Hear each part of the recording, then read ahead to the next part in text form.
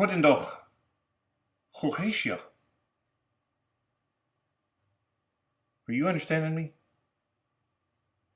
English, English, English. This is the English class. Okay, English, sorry. Hi there, how are you? Hope you're all doing good. Um, it's week 3, interpersonal communication. And I was being a little hokey. I was speaking Dutch, but the point of me speaking Dutch was we're going to look at language this week. Now, not necessarily foreign languages, although that's certainly a part of it, but we're going to look at how we put words together to convey messages and the whole process around language. So the words all mean things, right? But the words are just symbols. They aren't actually the things themselves, and we constantly change what words mean, or we add more meanings to words. It's actually crazy the number of meanings some words have. The simple word set, set, for example, has, I forget now how many, it's pages and pages of definitions for that particular word. And we have tons of words that work like that. We have words that are verbs and nouns, and depending on how they're used, it changes what the meaning of the word is. So language can be extremely difficult, and that's just within one language. You know, if we're all, say, English speakers. When you go to another language, like I was speaking Dutch at the beginning of this, I actually do speak Dutch. Dutch works very differently than English. And the process of finding the meaning comes in different order. The words come in different orders. You know, English has a very set pattern that we follow. The syntax is what it's called. And in other languages, the syntax is different, and it makes understanding the meaning sometimes difficult. For me, actually, I've been speaking English my whole life. I've only been speaking Dutch a couple of years. And there are a lot of times that it's easier to understand the meaning in Dutch than in English because it's so complicated how we put the words together. So we're going to look at things like how do the words convey the meaning, and how do we use them to convey the meaning, but also things like what's the underlying usage of the words. We will at times use words very intentionally to get people motivated or to get people feeling a certain way. You know, words themselves are not neutral, and certain words have more positivity or negativity than other words that have roughly the same meaning. And many times we will pick certain words because we're using the language to convey emotion, and we're trying to get that kind of emotion into whoever's listening to us speak. So language is an incredibly powerful part of communication. There are whole classes about just the language in communication, and I don't mean English, French, Spanish. Studying how we use language, classes about that.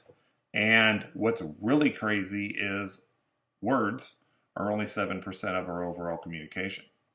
93% of our communication is the other thing that we're going to look at in this week, and that's nonverbal communication. You know, we have this word channel that we rely on to communicate with, but there is so much more done in nonverbal.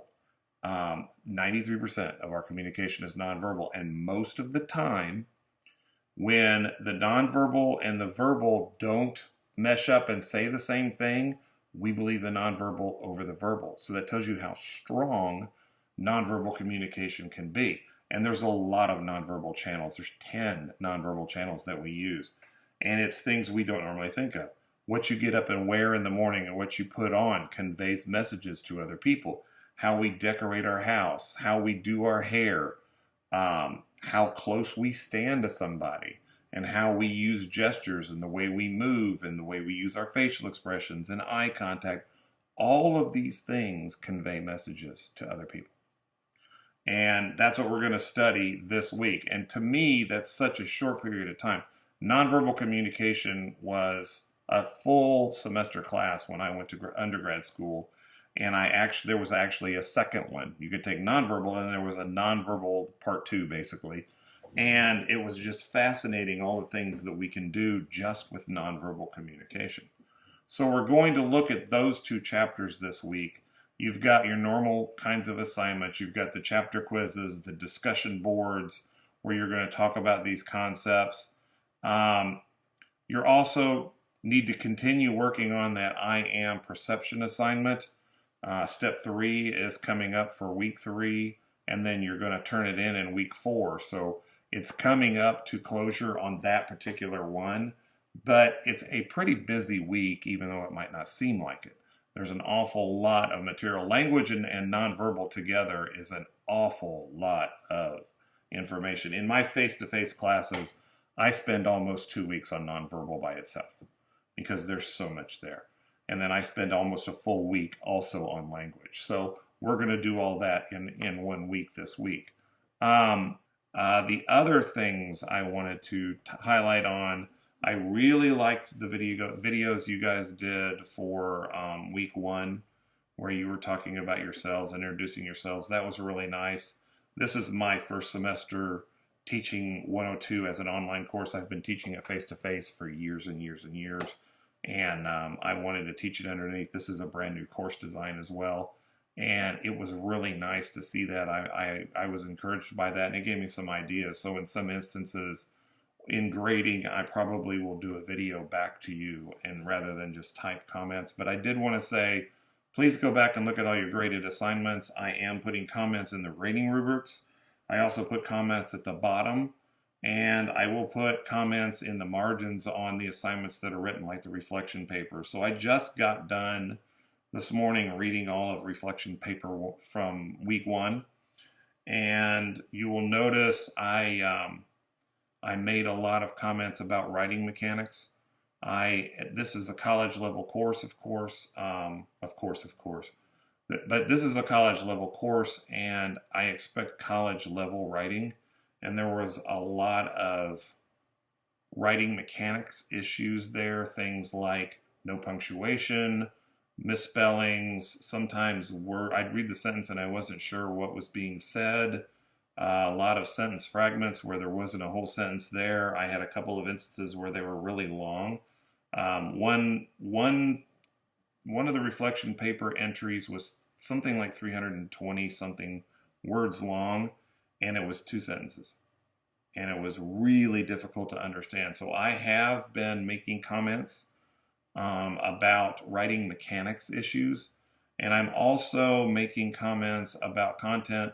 When you're writing these reflection papers, the goal you need to be focused on is, can I convey to the instructor that I understand these concepts? So it's not enough to take a word or two from the chapter and throw that into the essay and loosely tie it to an example, because that conveys that I know what the words are, but it doesn't say I understand the concepts. And I'm looking for understanding of concepts, and that you can take what you've learned and apply it and see how it has happened in the past for certain examples in your life. So that's what I'm really looking at. And I tried to make a lot of comments in the particularly in the margins, but also in the rubrics about that. So be sure to go back and look at that. I do try to provide a lot of feedback, and I think I may even switch and do some of those back as video responses instead of written responses,